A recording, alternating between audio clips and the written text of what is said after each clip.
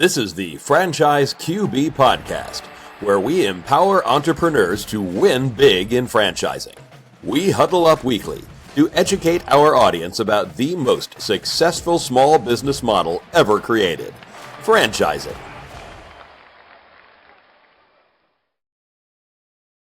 Welcome to the Franchise QB Podcast. I'm your host, Mike Halpern, a 20-year industry veteran and entrepreneur. My mission is for listeners to achieve their American dreams of creating wealth and independence through franchise ownership. Every week, we speak with franchisees, franchisors, or vendors that support the industry. Thank you for joining us, and let's get started. Joining us on the huddle today is Amber Gaige, international best-selling author, speaker, and chief marketing advisor at Far Beyond Marketing. Welcome to the show, Amber. Thank you so much for having me, Mike. It's a delight. Well, I'm so happy to have you here. So let's start off with your business background and your personal background. How has entrepreneurship impacted your career? Oh, my goodness. It has been a lifetime of lessons and blessings and hard times. Any entrepreneur will tell you entrepreneurship is not for the faint of heart. Right. I think that is the beauty of franchising that comes in, is that it provides a level of consistency and stability that you don't have otherwise. Right. And so as a child, my parents partnered with venture capitalists out of Florida to start Benjamin Franklin Plumbing, which is now a national recognized brand. Yeah, I'm really familiar with them. That's a great brand, and Authority Brands acquired them. Authority Brands acquired them. Yeah. Yeah, sure. Mm-hmm. So I was very blessed from a young age, having been homeschooled, to work and see all the work that went into forming a franchise. We were actually a license before we were a franchise. This was back in 1999. Okay. And so that really formed a big part of my passion for franchising and for entrepreneurship, because I got to see behind the scenes at both a local level. And then as the brand grew and my career took off, after I graduated from college, I got to sit on the board of the franchise, the advisory board, and help to heavily influence the national branding and marketing for that franchise and for the other franchises that are underneath the same umbrella. And so my business background is a mix of entrepreneurship, family business, and franchising. And it was a great education.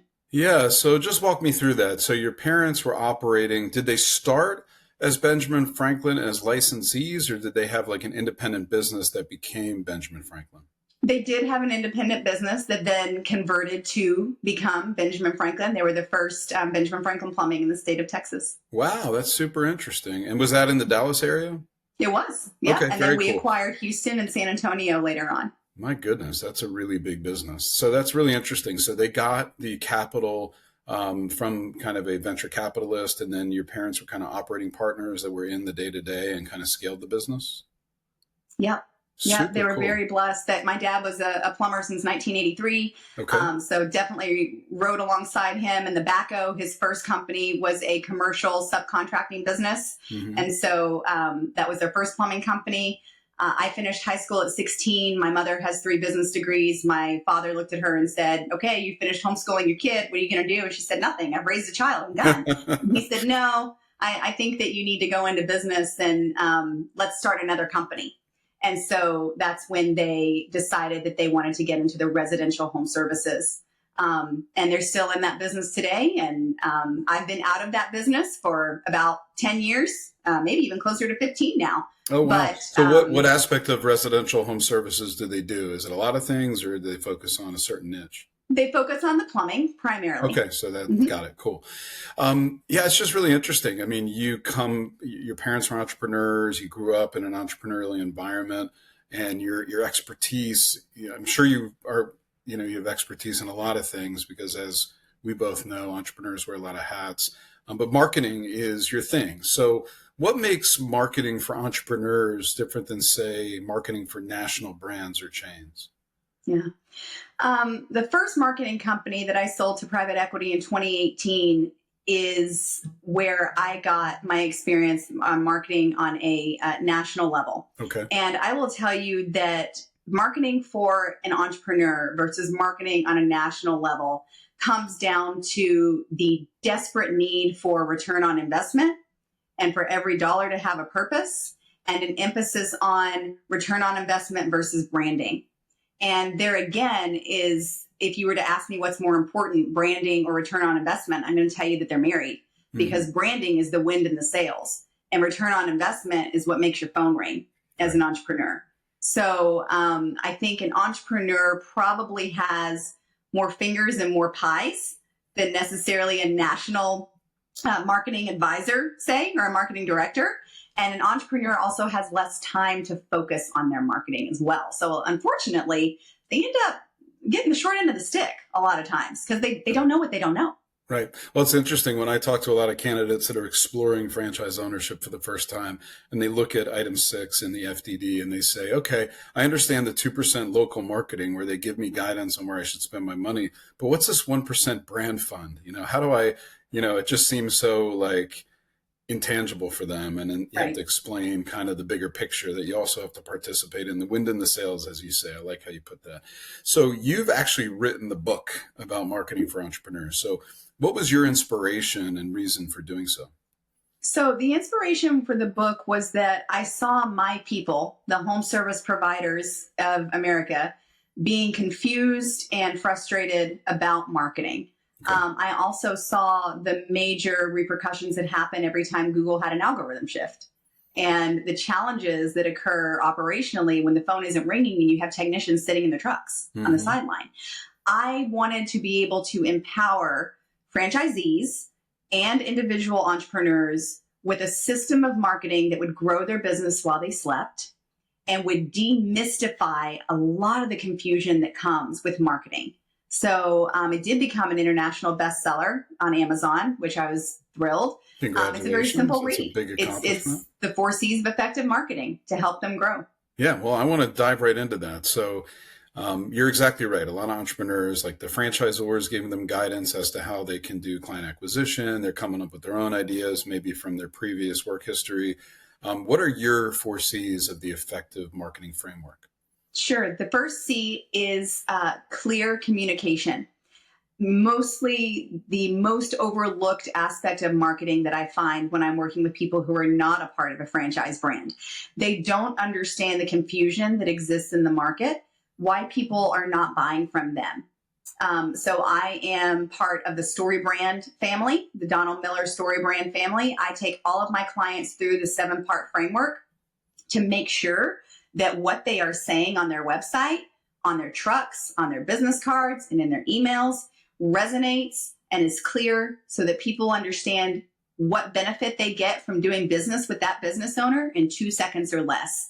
So clear messaging, clear communication is the first C of effective marketing.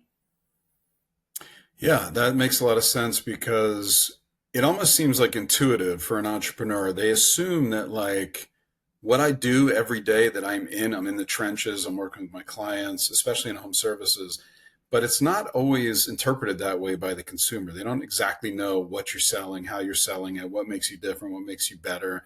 So I think having that consistency is super important. So what about the other C's? The second C is consistent branding, making sure that, again, your brand is represented consistently in your marketplace. It's not enough just to have a sign on the back of a truck now. You need to have frequency over reach. And a lot of entrepreneurs, especially big visionaries, will play with their branding. They will alter a font and think nothing of it. They will change their color scheme and think nothing of it. They don't understand that the human brain is wired for frequency. So what we want to coach our clients on is that the messaging is clear and the imagery is what evokes emotion to motivate customers to do business with you. So if your brand is inconsistently placed, then you're wasting your breath. So we want them to brand everywhere and keep it clean. Yeah, that makes a lot of sense. And then you'll find that like people that are out there kind of searching the landscape for franchise ownership, they'll start to say, wait a second, I just saw that truck on the road. I've never noticed it before, but now that I'm familiar with the logo, now I realize that there's already a presence in my market, and those things start to happen. So let's talk about the third C. The third C is your customers, knowing who your ideal customer is. So your customer demographic is the third C. You would not believe how frequently our clients come to us thinking that they are serving a certain demographic, male, female, geographic, psychographic, certain household income. And then we run an analysis on their database, and we actually are able to show them that the people that are buying from them are not the people that they're marketing towards. So understanding what motivates your clients to do business with you, understanding who's paying your bills, understanding not only what's influencing their buying decisions, but where they are buying is a huge part of customer demographic. So is that like, doing a real deep dive on your data as well as like anecdotal and coming up with your customer avatar, like this is exactly who they are, so you can speak to that person? Is that kind of part of that process? Absolutely. Absolutely, Mike. You need to be willing to alter your messaging to be impeccably clear to your customer avatars. It's very rare to have only one in your database. Good point. So understanding the offers that are appealing to your different avatars, really important. Yeah, absolutely. And then you can do some A/B testing and figure out what resonates and what kind of like results you're getting based on the types of ads you're running and messaging you're putting out there. Right. So let's talk about the fourth C, channel management. Tell us a little bit about that. Channel management is what I like to call rinse and repeat. Channel management is a bit of an ambiguous term that means different things to different people, but we're not in the business as business owners to turn them and burn them. We recognize that it is a lot less expensive to upsell a current client and give them great service than it is to go fishing for a new one. So channel management in the book talks about establishing your systems so that you can put your customer service on autopilot, upsell, and make sure that you retain those customers long term. It's vital for home services when you think about someone needing a plumber on average of every 3 years, an electrician every 4 years. How do you make sure that you are maintaining your customer database? So that's what channel management is all about, is your upsell opportunities, the frequency of your communication, and understanding what it's going to take to maintain that consistent, steady stream of income for your company. Yeah, I'm sure that a lot of people without a sophisticated marketing plan, you mentioned a plumber, they'll put a magnet, like where the plumbing work was performed, and that doesn't cut it anymore. Maybe it did like 10, 20 years ago, but now it's like that messaging has to be consistent. You have to keep that relationship with the client. And in fact, in addition to the upsell, there's probably a lot of referrals you can earn out of that. And when you get that trusted referral, that's the gold standard. Like in my business, when I have a client that invests in a franchise and I coach them for 90 days to help them kind of evaluate the landscape of what's out there, and they recommend, I just had that happen. I had a husband and wife that invested in a multi-unit personal care business, happens to be in your area in Dallas. They referred a cousin to me that's in Florida. So they're actually evaluating the same franchise model. So that is a huge win for me as it relates to like being able to get a great client that and the client A was great to work with, so I'm hoping client B is also great to work with. You never know. There you go. So far, so loving good. Birds of a feather flock together, right? That's right. So you can That's what get I'm that hoping referral for. partnerships. And, I tell my clients all the time, how about a referral partnership from your vendors? How about you scratch my back and I scratch yours? Love it. There's nothing wrong with envelope money. So Yeah. if you can get referral partnerships that you're willing to share your brand name with and reputation and manage with, why not? Yeah, I think that's a really, really good insight. And I guess that can be achieved when owners like get into the community, they get to know non-competitive service people. It's like, hey, you can perform this service and I can promote your business and cross promote. In my business, I work with 800 franchisors. I don't know them all personally, but the ones that I do have good relationships with, they would love to send me a great candidate that just doesn't happen to fit their particular franchise model. And what a great way to connect with someone. There's already trust. When someone's like, hey, I'm an expert, but if you can't fit into our model, like talk to Mike, maybe he can help you find something, which is pretty cool. So I'm sure you've seen it all. Like, what are some of the common marketing mistakes that you see entrepreneurs out there making, and it kind of drives you nuts? Oh my goodness, Mike. It's heart-wrenching, some of the things that we see. A lot of our clients come to us because they have been ripped off by marketing that didn't work. They were promised the moon and fairy dust, and they got nothing. So a lot of the times they're trusting the wrong people with their marketing. A lot of the times it's as simple as their website is not converting, and they don't know why. So for example, maybe they are talking about cats, but they've got pictures of dogs and the website just doesn't make sense, and they don't know why. And so we do a website audit to help them to understand, well, you're spending thousands of dollars on online ads, but your website kind of sucks. So we need to figure out what's going on there. Another thing is not having direct control or insight over their marketing. A lot of people don't own their websites. They basically pay thousands of dollars to build a website, and then they lease it back to themselves because they can't get in there. They don't own the domain. They don't own the URL. They're not in control of the hosting. And so when things go wrong, they're handcuffed and they're frustrated. Right. I also see people investing in paid ads too soon. When you don't have the foundations of marketing in place, such as clear messaging, such as consistent branding, and you're investing in paid ads, that's just pouring money down a drain, and it doesn't work well. So we tell our clients what not to do as much as we make recommendations on what they should do, because we never want to see them wasting money. Yeah, and that's a really good insight about kind of getting your house in order, so to speak, before you go out there and promote it, because you're going to spend all that money for someone to get a bad impression or a confused impression. Whereas if they start with the fundamentals and get their website right and their messaging consistent, and then they go out to market, they're going to have a much better chance of converting those prospective clients into actual clients. So that's really cool. So I know you work with franchises, you mentioned that you work with independents, you kind of work with both, and I'm sure it's a little bit different. But do you find that like half of your business is one or the other, or do you tend to just work with any entrepreneur, whether they're in a franchise system or an independent business? Our business model is set up to serve entrepreneurs, whether they are independent or a multi-unit franchisee. Okay. We've also done some consulting with national brands on the franchisor level, but it is a completely different ballgame marketing a franchise versus an individual brand.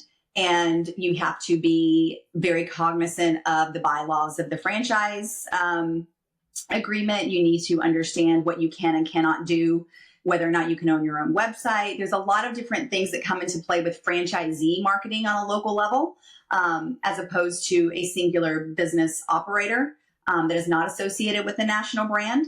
And we love to work with both, but you have to understand the nuances in order to coach the client in the right direction. Because, and you said it earlier, Mike, even though they have a marketing brand fund, that marketing isn't always advantageous on a local level. And yet they have many wonderful resources that they could employ if they knew what to do with them. So sometimes it's just a matter of coaching our franchisees to say, well, you have the artwork for a billboard. Have you thought about putting one up? You have the access to your website. Are you actually investing in SEO? And knowing how to craft a marketing strategy that will produce the local leads.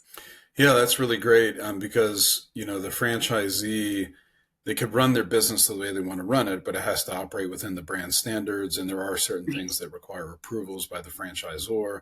So do you basically present the idea to the client and say, look, we got to run this by corporate first and loop them in and kind of get the green light before you go too far down the path with an idea that ultimately may not be a fit? Absolutely. Yes. Every single client that we work with gets an hour-long complimentary consultation. We dig into the operations of the business first and understand what challenges that they are experiencing, as well as what the parameters are for their operations. And then we build a marketing strategy that fits within their realm. We don't do it the other way around. There's no one size fits all. Everything that we do is also month to month and fully transparent, because we want our entrepreneurs to stay in that driver's seat. I love it. Super cool. And it's pretty rare. You have a really interesting point of differentiation, being that you own the company and you are someone that came up in entrepreneurship and then got into franchising, sat on the advisory board. You just have a whole perspective that I think is really valuable, especially on the franchise side of the business. So if a listener wants to kind of level up their marketing game, what are some of the specific steps they can make to take action? Number one, get an online presence audit. Find out how you're ranking online and know what your reputation is in your local market, in your service area that you have paid for. We offer this as a complimentary service to any of our potential new clients. Your SEO and your online presence, everyone lives on their cell phone, Mike. And so understanding what you're beginning with and how you're appearing online is hugely important. The next thing to do for leveling up their marketing is understanding what calls to action are actually moving the needle forward and continuing to push those offers that are the best revenue generating opportunities for them. And then number 3 is anytime you're going to test something new, give it at least 90 days. And I know that every serial entrepreneur hates it when I say that because they're going, Amber, if it doesn't work within 2 weeks, I'm pulling the trigger on it. Okay, well, how are you really going to know if it's effective? You have to have a process and system in place to actually track your results and understand that the last call, so to speak, is not necessarily an indication of what marketing was effective in getting that client to your door. And what I mean by that is a client has to hear about you 11 times before they make a single action. So just because they call you on the phone and they say, hey, I heard you on the radio, they probably saw your truck, heard you on the radio, Googled you, talked to a friend. That's 4 actions right there. But no consumer is ever going to tell you all those things. So you have to see what marketing is working, and you've got to have a dashboard that shows you that. All great insights. Well, this has been awesome, Amber. And another thing they can do, of course, to level up their marketing is buy your book, Far Beyond Marketing, on Amazon, because it's an international bestseller, and hopefully we can add to that by adding more entrepreneurs into the mix. But anything else you'd like to add today before we wrap up? Just happy hunting. I think entrepreneurship is the backbone of the American economy, and I love that we have the privilege of supporting entrepreneurs. And if anyone's considering buying a franchise, I hope they'll talk with you. Well, thank you so much for the plug, Amber. I appreciate that.